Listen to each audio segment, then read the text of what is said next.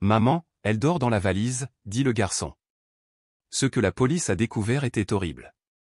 Bonjour à tous. Profitez de ces moments de détente pendant que vous regardez. Lucie, mère célibataire, emmenait son fils Lucas se promener dans le parc comme elle le faisait souvent. Lucas, un garçon de 5 ans aux yeux innocents et au visage toujours brillant de curiosité, tira sur la main de sa mère, les yeux brillants d'excitation. « Maman, je vois une fille qui dort dans cette valise », murmura Lucas en désignant un buisson près du parking. Lucie haussa un sourcil et regarda dans la direction indiquée par son fils.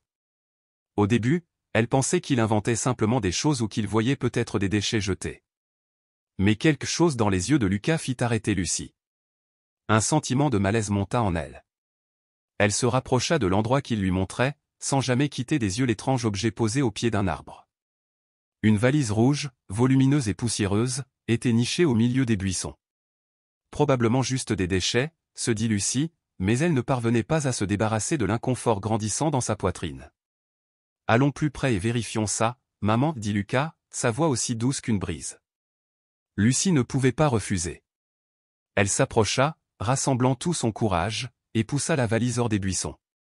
Lorsqu'elle ouvrit le couvercle, son cœur faillit s'arrêter.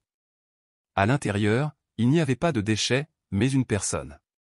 Une jeune femme, d'âge incertain, inconsciente, les yeux bien fermés. Sa bouche était fermée avec du ruban adhésif, incapable d'émettre un son. Son corps était couvert de contusions, signes évidents de torture et d'abus. Lucie haleta, son visage pâlissant, ses mains tremblant de terreur. Quoi? Qu'est-ce que c'est? Lucie marmonna, incapable de croire ce qu'elle voyait. Elle regarda autour d'elle, mais la zone était toujours déserte. Personne n'a vu. Personne ne le savait. Lucas, reste ici. Ne t'approche pas, dit Lucie d'une voix tremblante, puis elle sortit rapidement son téléphone portable pour appeler la police. Même si son esprit tournait, elle parvenait à rester calme. Police. J'ai trouvé une fille dans une valise. Elle est grièvement blessée et inconsciente. Environ 5 minutes plus tard, la police est arrivée.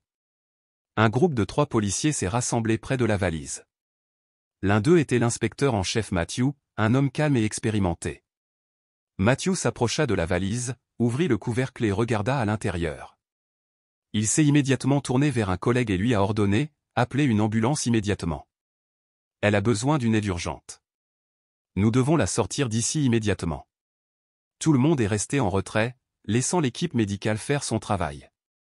Lucie se tenait à proximité, ses yeux incapables de détourner le regard de la jeune fille inconsciente dans la valise. Elle avait le vertige, mais un malaise inexplicable l'envahissait.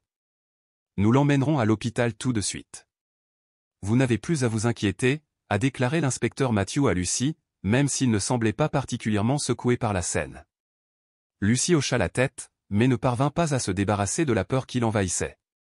Docteur, est-ce qu'elle ira bien? Lucie ne pouvait s'empêcher de demander.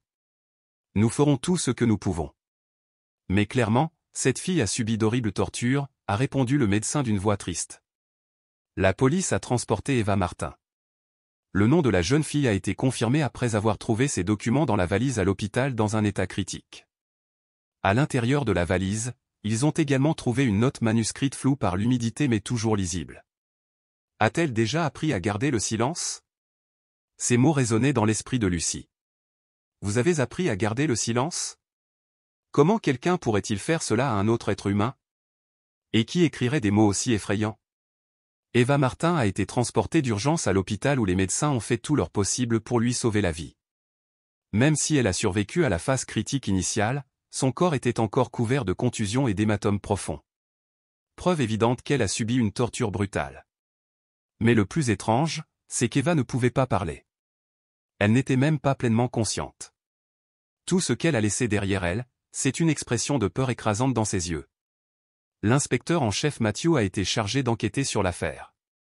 C'était un officier chevronné, mais il n'avait jamais été confronté à un cas comme celui-ci auparavant. L'enquête a commencé peu de temps après l'admission d'Eva à l'hôpital. Matthew, avec son attitude froide et analytique habituelle, a commencé à scruter les éléments étranges de l'affaire. Ce n'est pas une tentative de meurtre typique, a déclaré Matthew à ses collègues, debout devant la valise que Lucie avait découverte. Ce n'était pas une mort rapide. C'était une torture délibérée et méthodique. Quelqu'un a gardé Eva dans cet état pendant longtemps. Un autre officier, Alexander, acquiesça. Oui, monsieur.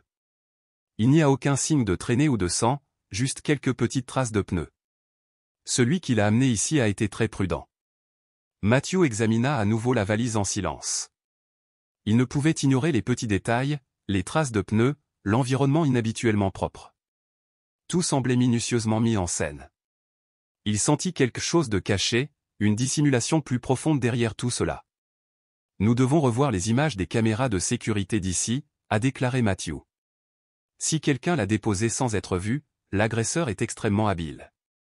L'équipe de police a commencé à parcourir les images de sécurité des caméras situées autour du parc, mais elles ont découvert quelque chose de déroutant.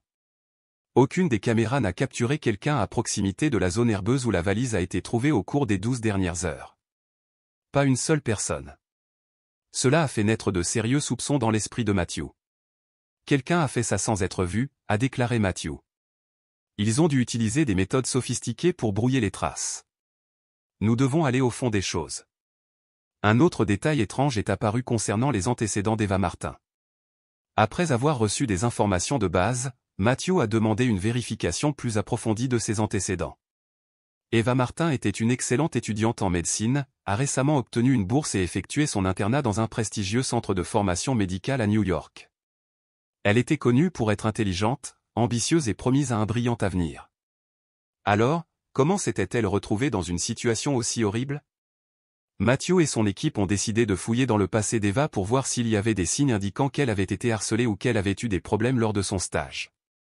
Ils ont découvert qu'avant l'incident, Eva avait porté plainte auprès de la direction de son centre de formation, accusant un professeur de la menacer. Cependant, peu de temps après, elle a retiré sa plainte. Cela n'a fait qu'approfondir les soupçons de Matthew. Quel genre de peur pourrait forcer une étudiante brillante comme Eva à retirer une plainte légitime? Matthew réfléchit. Il devait y avoir quelque chose de grave entre elle et quelqu'un du centre de formation médicale. Et c'est exactement sur cela que Matthew et son équipe ont décidé de se concentrer ensuite. Pendant ce temps, Lucy, la mère de Lucas, ne pouvait cesser de s'inquiéter de ce qui s'était passé. Elle avait l'impression d'avoir été entraînée dans un cauchemar qu'elle n'aurait pas pu imaginer. Mais elle ne pouvait pas rester les bras croisés. Le malaise lancinant la poussa à agir. Un jour après l'incident, Lucy a décidé de se rendre à l'hôpital pour voir Eva. Elle se tenait à l'extérieur de la chambre d'hôpital, regardant à travers la vitre dépolie, voyant la jeune fille allongée dans son lit, toujours incapable de parler, les larmes coulant silencieusement sur son visage. Le cœur de Lucy se tordit douloureusement à cette vue, ressentant la souffrance de la jeune fille comme si c'était la sienne. Mais ce qui troublait encore plus Lucy, c'était le regard d'Eva lorsqu'elle la regardait. Même si Eva ne parlait pas, ses yeux semblaient implorer quelque chose. Une question surgit en Lucy. Cette fille sait-elle quelque chose que nous ignorons toujours?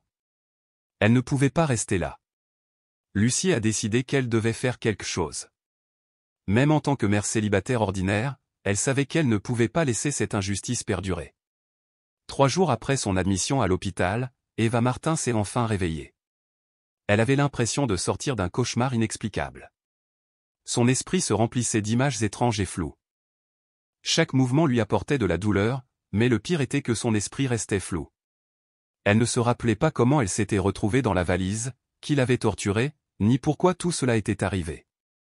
L'hôpital où s'occupait Eva était l'un des plus grands de New York, où les médecins et le personnel étaient extrêmement dévoués. Pourtant, personne ne pouvait expliquer son état.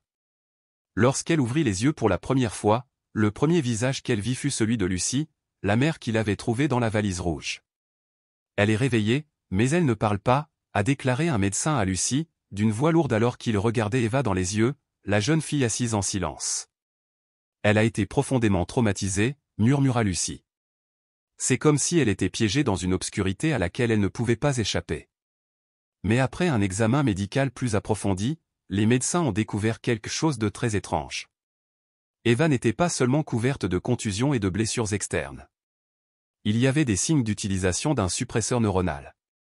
Cette substance a provoqué des troubles de la mémoire à court terme et une capacité de communication gravement altérée, créant une peur et une confusion extrême.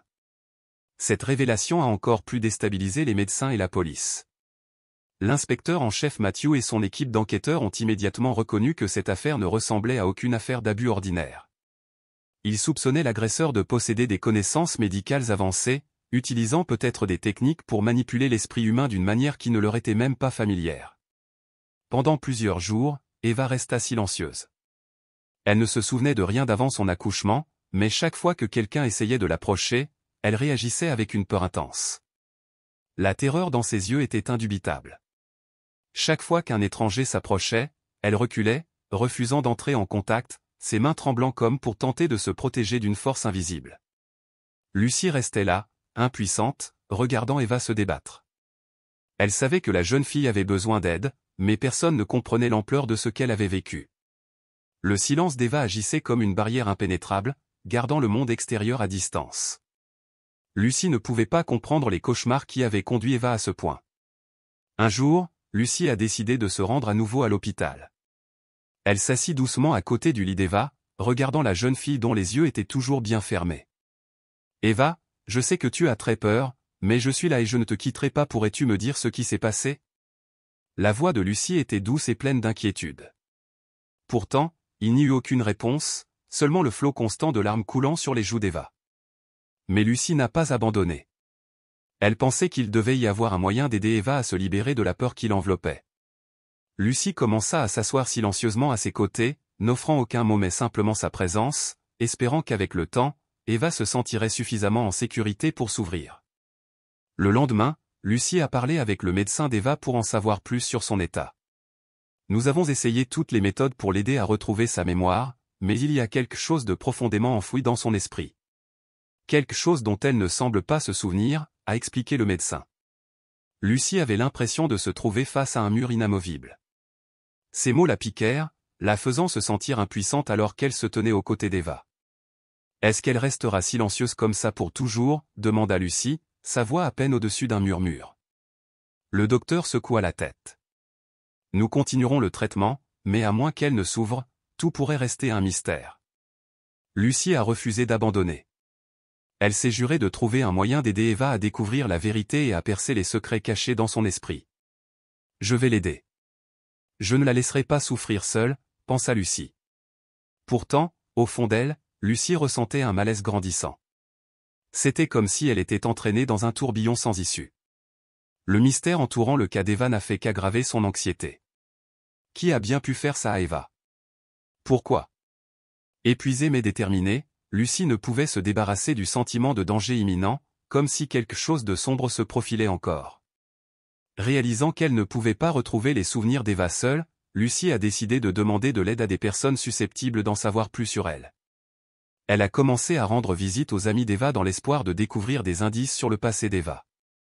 Ce jour-là, Lucie a contacté l'une des amies d'Eva, une fille nommée Nathalie, dans l'espoir d'avoir des informations précieuses. Nathalie, une jeune femme de 23 ans qui avait été la camarade de classe d'Eva tout au long de ses études de médecine, a été profondément inquiète lorsqu'elle a entendu parler d'Eva et a accepté de rencontrer Lucie pour partager tout ce qu'elle savait. « Merci de m'avoir appelé », a déclaré Nathalie lors de leur rencontre dans un café tranquille. Ses yeux étaient remplis d'inquiétude et son visage portait toujours la panique de tout ce qui s'était passé. « Je n'arrive pas à croire qu'Eva ait vécu quelque chose comme ça. » Lucie était assise en face d'elle, étudiant le visage de Nathalie, à la recherche de signes de vérité. « Nathalie, peux-tu me parler d'Eva? Comment était-elle? Y avait-il quelque chose d'inhabituel que je ne connaissais peut-être pas ?» demanda Lucie, s'accrochant à chaque mot. Nathalie hésita un instant avant de parler. Eva était incroyablement intelligente. Elle avait un avenir brillant devant elle. C'était une étudiante exceptionnelle, qui étudiait toujours dur. Mais récemment, j'ai remarqué quelque chose d'étrange. Étrange? Comme quoi, insista Lucie, sa curiosité piquée. Nathalie hocha la tête, ses yeux tombant sur la table. Il fut un temps où Eva a porté plainte contre un professeur. Elle a dit que le professeur l'avait menacée, mais plus tard, elle a retiré sa plainte. Elle n'a jamais expliqué pourquoi, mais j'ai senti que quelque chose n'allait vraiment pas. Lucie frissonna en traitant les mots de Nathalie. Un professeur menaçant Eva? Mais pourquoi avait-elle retiré sa plainte? Peur? Lucie ne pouvait s'empêcher de se demander s'il y avait un lien entre ce professeur et l'état d'Eva. Connaissez-vous le nom du professeur demanda-t-elle d'une voix ferme. Oui, répondit Nathalie. Professeur Daniel Miller. C'est un médecin bien connu, très respecté dans la communauté médicale. Mais il y avait quelque chose d'étrange chez lui, la façon dont il traitait les étudiants, la froideur, les menaces voilées mentionnées par Eva. Je ne sais pas exactement, mais j'ai toujours senti qu'il y avait quelque chose d'étrange dans le contrôle qu'il exerçait sur les gens. Daniel Miller, murmura Lucie, sa voix pleine d'un sentiment de colère croissant. Le nom semblait démêler la toile enchevêtrée qu'elle avait essayé de démêler. Pouvez-vous m'en dire plus sur lui? Quelque chose que vous savez? Demanda-t-elle en se penchant plus près. Nathalie hésita avant de parler. Eva m'a dit un jour qu'il aimait contrôler ses élèves. Quiconque le contrariait souffrirait. Ceux qui résistaient disparaissaient ou étaient punis de manière très subtile. Elle a même mentionné avoir eu le sentiment d'être observée. Lucie restait assise dans un silence stupéfait, absorbant chaque mot. Un professeur puissant dans le domaine médical, quelqu'un avec une grande influence, quelqu'un qui contrôlait et intimidait ses étudiants. Merci, Nathalie, dit Lucie, sa voix ferme avec une détermination retrouvée. Vous m'avez aidé plus que vous ne le pensez. Nathalie eut un léger sourire. J'espère que vous pourrez aider Eva. Je ne sais pas comment la sortir de son contrôle. Après sa conversation avec Nathalie, Lucie sentit enfin qu'elle avait une direction claire. Elle a décidé d'enquêter plus en profondeur sur Daniel Miller. S'il était impliqué dans ce qui était arrivé à Eva, elle devait trouver des preuves et l'arrêter avant que quelqu'un d'autre ne soit blessé. Lucie a commencé des recherches sur Daniel Miller et a décidé de visiter le centre de formation médicale où il travaillait. Se faisant passer pour quelqu'un d'intéressé par les programmes de stage, Lucie a pu l'observer sans attirer l'attention. Elle savait qu'elle devait être discrète, mais elle devait aussi se rapprocher des secrets qui pourraient s'y cacher. À son arrivée au centre médical, elle a été frappée par l'atmosphère froide et contrôlée, comme si tout se déroulait sous stricte surveillance. Lucie a été conduite au bureau du professeur Daniel Miller. Dès son entrée, elle le rencontra pour la première fois. C'était un homme d'âge moyen avec des yeux froids et perçants et un extérieur poli, mais son regard était troublant, lui envoyant des frissons dans le dos. « Bonjour, je m'appelle Daniel Miller », dit-il d'une voix grave et confiante. « Vous devez avoir beaucoup entendu parler de notre centre. C'est un endroit pour ceux qui ont vraiment du talent. » Lucie hocha la tête, le cœur inquiet. « Oui, j'ai beaucoup entendu parler de votre centre. Je suis très intéressée d'en savoir plus sur les programmes de stage ici, » répondit-elle, même si elle sentait le poids de son regard sur elle. Sa présence était à la fois autoritaire et effrayante, comme s'il le regardait toujours.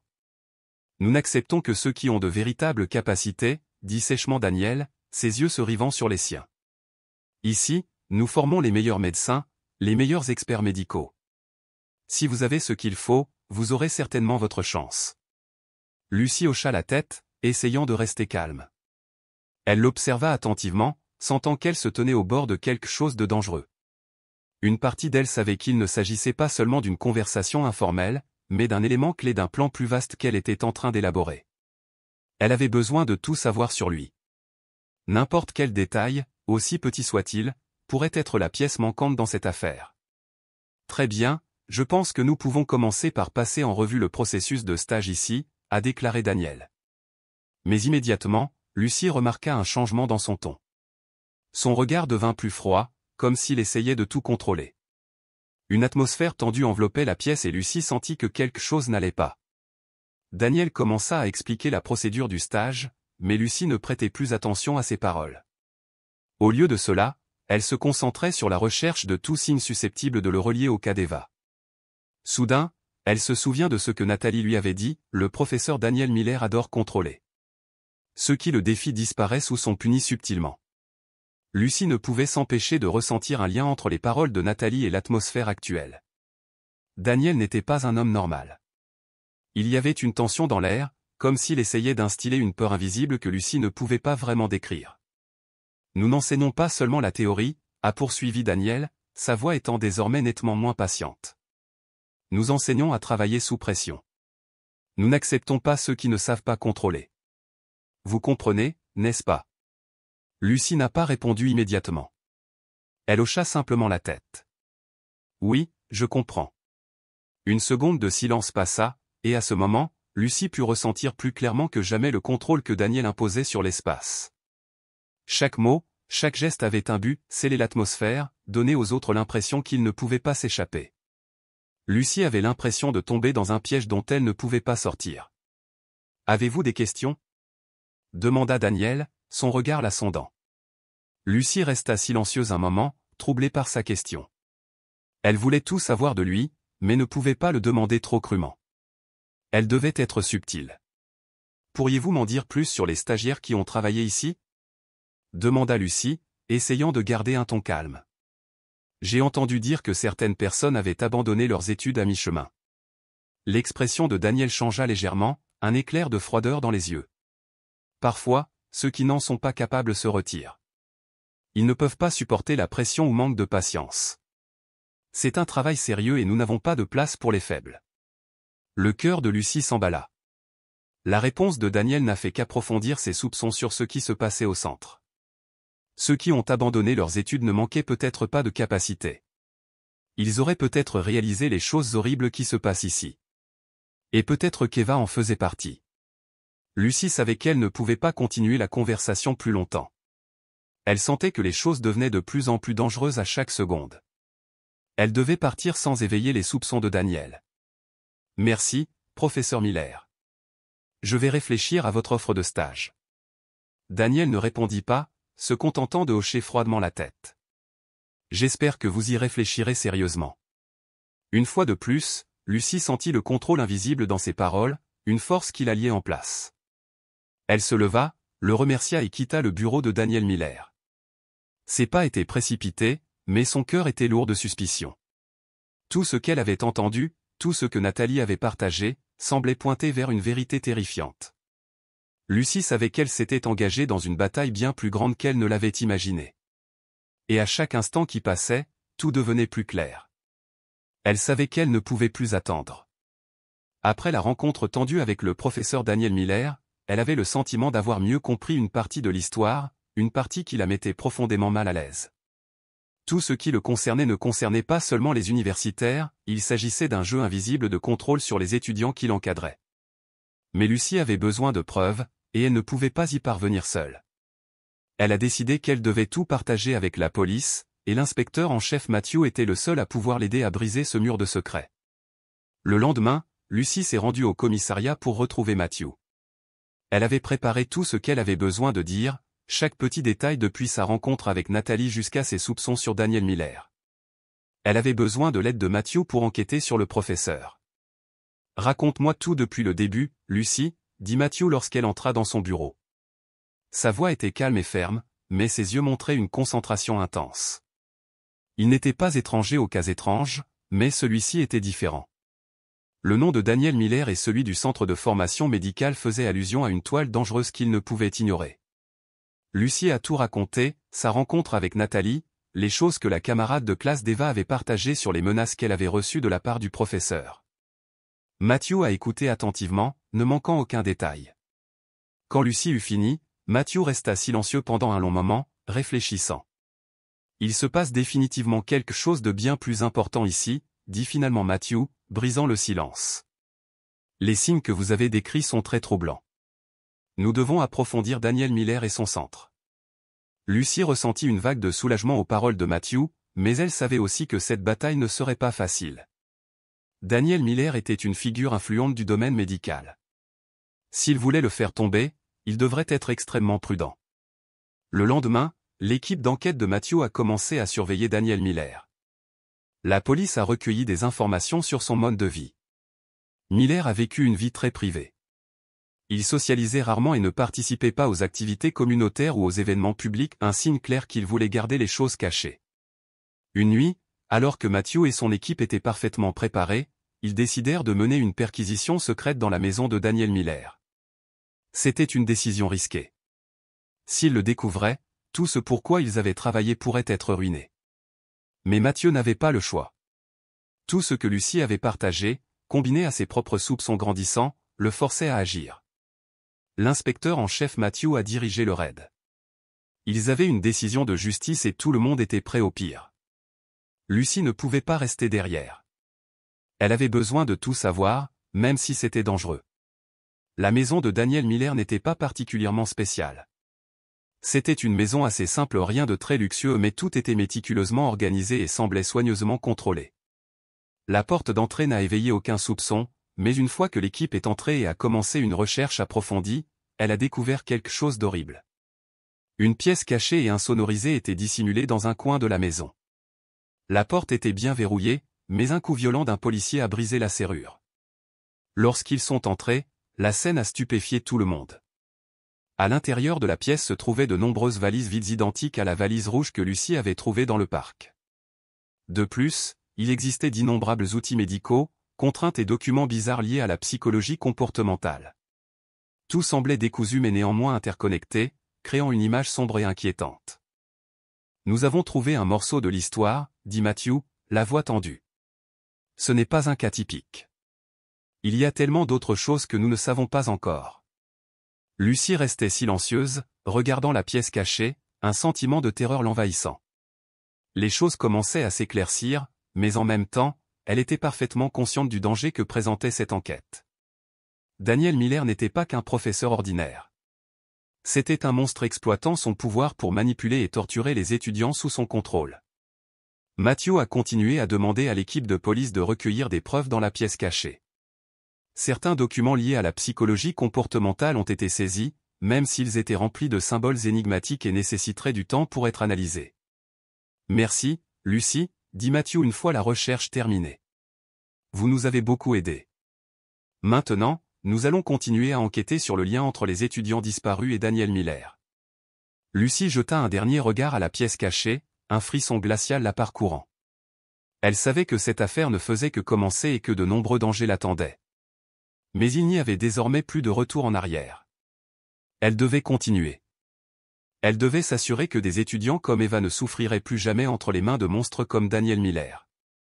La nouvelle de la perquisition au domicile du professeur Daniel Miller s'est rapidement répandue dans la presse. Lorsque la police a découvert la pièce cachée et insonorisée remplie de valises vides, de matériel médical et de documents étranges, tous les soupçons sont devenus réalité. Daniel Miller, autrefois vénéré dans la communauté médicale, était désormais devenu le principal suspect dans une horrible affaire criminelle. Mais ce qui a choqué tout le monde, ce n'est pas seulement la découverte des objets dans la pièce cachée, mais aussi l'attitude froide de Miller lors de son arrestation. Un jour après son arrestation, Daniel Miller a été amené au commissariat de police pour y être interrogé. Des questions ont été posées, mais il n'a montré aucune crainte. Tout au long de l'interrogatoire, les yeux de Miller sont restés calmes, sans la moindre trace d'inquiétude ou de panique. Il était assis en face des enquêteurs, les bras croisés sur la poitrine, comme si tout ce qui se passait faisait simplement partie d'un plan plus vaste qu'il avait déjà préparé. Professeur Miller, vous êtes accusé d'être impliqué dans plusieurs cas de torture et de détention illégale.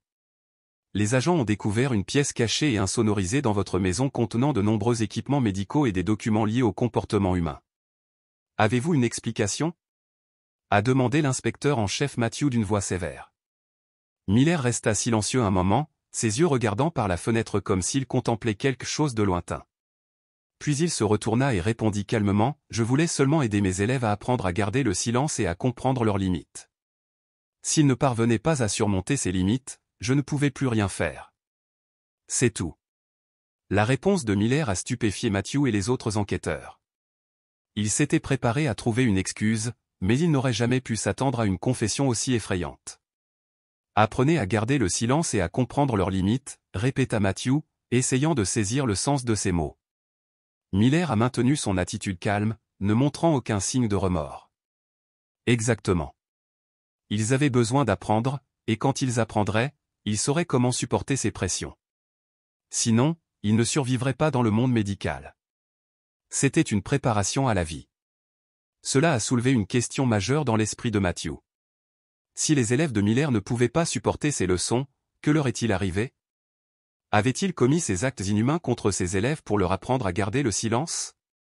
Savez-vous qu'au moins 4 étudiants ont disparu au fil des années, tous liés à vous ? Insista Matthew, essayant d'obtenir plus d'informations de Miller. Miller ne montra pas la moindre inquiétude. Au lieu de cela, il soupira comme s'il reconnaissait quelque chose hors de son contrôle. Ils n'ont pas disparu. Ils se sont retirés. Ceux qui ne peuvent pas surmonter cette vie disparaissent tout simplement. Je les ai prévenus à l'avance. Les paroles de Miller ont fait frissonner tout le monde dans la pièce. Il ne se contentait pas d'avouer avoir maltraité des étudiants. Il semblait admettre une vérité longtemps cachée. Nous avons essayé de les aider, mais s'ils ne pouvaient pas le supporter, je ne pouvais plus rien faire, a poursuivi Miller, la voix froidement détachée. Ces paroles frappèrent comme des flèches le cœur de tous ceux qui les entendirent. Un homme autrefois vénéré comme médecin et professeur avait commis des actes aussi brutaux et inhumains.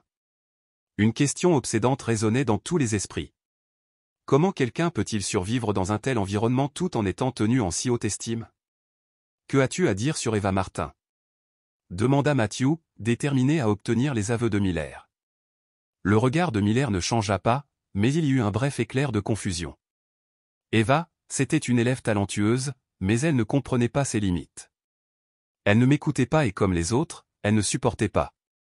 Miller a parlé froidement, ne montrant aucun respect pour la vie et la souffrance des étudiants à qui il avait fait du mal. Les aveux de Miller ont ébranlé non seulement la communauté médicale mais aussi la ville entière de New York. Un homme autrefois vénéré, autrefois admiré, torturait ses étudiants simplement parce qu'ils n'avaient pas réussi à supporter ces cruels défis. Les étudiants disparus, les étudiants silencieux qui souffraient, leur douleur avait désormais une explication. Lucy, la femme qui avait initié ce voyage vers la vérité, sentait désormais qu'elle avait rempli une partie de sa mission. Daniel Miller avait été arrêté et ses aveux avaient été rendus publics.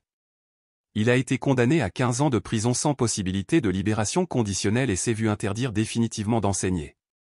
Les étudiants disparus tombés entre les mains de Miller ont également été secourus. Mais combien de temps faudrait-il à Eva et aux autres pour guérir des blessures psychologiques qu'ils ont endurées? 1 an s'était écoulé depuis qu'Eva Martin avait été sauvée de l'emprise du professeur Daniel Miller. Les souvenirs douloureux de sa captivité et de ses tortures avaient commencé à s'estomper, même si les cicatrices dans son âme restaient profondes. Pourtant, Eva avait réussi à s'élever au-dessus des ténèbres grâce au soutien indéfectible des médecins, à une thérapie psychologique et surtout aux encouragements indéfectibles de Lucy. Aujourd'hui, Eva a franchi les portes de l'hôpital, une personne complètement différente de la jeune fille frêle trouvée autrefois recroquevillée dans une valise rouge. Elle a progressivement guéri, non seulement physiquement mais aussi mentalement. Les thérapies psychologiques lui avaient appris à faire face à son passé. Et grâce à sa propre résilience, elle avait redécouvert sa force intérieure. En s'exposant au soleil, Eva ressentit en elle un sentiment de liberté. Elle ne vivait plus dans l'ombre, n'était plus hantée par les menaces ou les bleus sur son corps. Elle avait récupéré sa vie. Et surtout, elle ne se considérait plus comme une victime. C'était une survivante. C'était une battante. Merci, Lucie, dit Eva, sa voix chaleureuse mais pleine d'émotion. Sans toi, je ne sais pas si j'y serais parvenue. Lucie regarda Eva et sourit doucement. Tu n'as pas à me remercier. Tu as mené ton propre combat. J'étais juste là à côté de toi. Eva hocha la tête, les yeux brillants de détermination. Je ne laisserai jamais personne endurer ce que j'ai vécu. Avec le soutien de Lucie et de ses médecins, Eva a commencé à participer à des activités sociales. Elle est devenue porte-parole de la campagne « Des écoles sans silence », un mouvement contre les abus de pouvoir dans l'éducation et la médecine. Les discours d'Eva, prononcés avec confiance et force, se sont répandus comme une traînée de poudre, illuminant les coins sombres que beaucoup avaient longtemps ignorés. Eva a participé à de nombreuses conférences, s'exprimant devant des milliers d'étudiants, de professionnels de la santé et de travailleurs sociaux. Elle est devenue un symbole vivant de résilience, un témoignage du pouvoir de survie et d'espoir. Les étudiants et les victimes d'abus de pouvoir ont trouvé la force dans l'histoire d'Eva, l'inspiration pour s'exprimer, se lever et ne plus jamais rester silencieux. Un jour, lors d'un discours dans une grande université de New York, Eva s'est tenue devant des centaines d'étudiants et a prononcé des mots qui ont laissé tout le monde dans un silence stupéfait. Personne n'a le droit de vous faire taire. Personne n'a le droit d'écraser votre voix. N'ayez jamais peur de vous battre pour la vérité. Les paroles d'Eva ont profondément résonné auprès de tous ceux qui les ont entendues. Elle n'était plus la fille faible à la valise rouge. Elle était une guerrière, une pionnière dans la lutte contre les abus et les dissimulations. Après chaque discours, Eva a reçu d'innombrables remerciements de la part d'étudiants, de médecins et de personnes qui avaient autrefois vécu à l'ombre de l'injustice. Ils lui ont dit que son histoire leur avait donné de la force, qu'elle leur avait fait comprendre qu'ils n'étaient pas seuls. Eva a inspiré des milliers de personnes, leur donnant le courage de se lever et de faire face aux défis de la vie. Un après-midi, après une grande conférence dans une faculté de médecine, Eva, Lucie et Lucas se promenaient dans le parc où tout avait commencé. Tous les trois marchaient sous la canopée verte des arbres, entourés des rires joyeux de Lucas. Eva ressentit un sentiment de soulagement, comme si chaque pas qu'elle faisait s'éloignait un peu plus du passé douloureux. « Merci de m'avoir traîné au parc ce jour-là, » dit Lucie à Lucas, les yeux pleins d'amour. Lucas leva les yeux et sourit. « Tu me dis toujours que je devrais aider les autres, n'est-ce pas, maman ?» Lucie rit et prit la main de son fils. « C'est vrai, mon adorable garçon. Et tu as fait la bonne chose. » Eva regardait la mère et le fils, le cœur rempli d'émotion. « Sans vous deux, je n'aurais pas pu faire tout ce que j'ai aujourd'hui. Merci d'avoir cru en moi, d'être resté à mes côtés pendant tout cela. » Tous les trois continuèrent leur promenade, leur rire et leur conversation emplissant l'air frais de l'automne. Il y a un an, Eva n'aurait jamais pu imaginer vivre une journée comme celle-ci. Il y a un an, elle n'était qu'une victime abandonnée dans une valise rouge.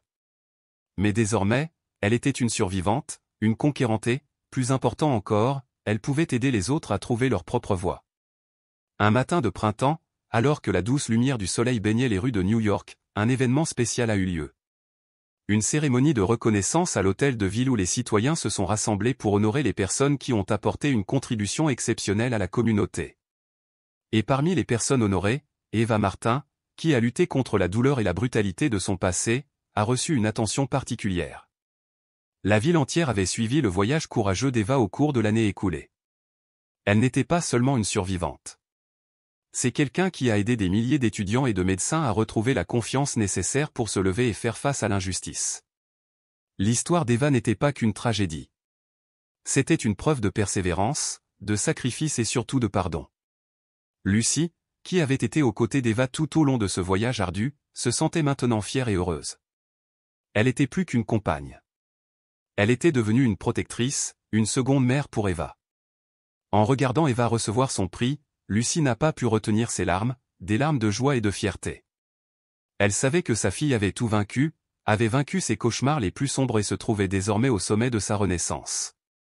Quand je la regarde aujourd'hui, je la vois comme une torche qui brille dans l'obscurité, murmura Lucie, ses yeux suivant Eva alors qu'elle s'approchait pour accepter le prix. Elle a fait ce que nous pensions tous impossible.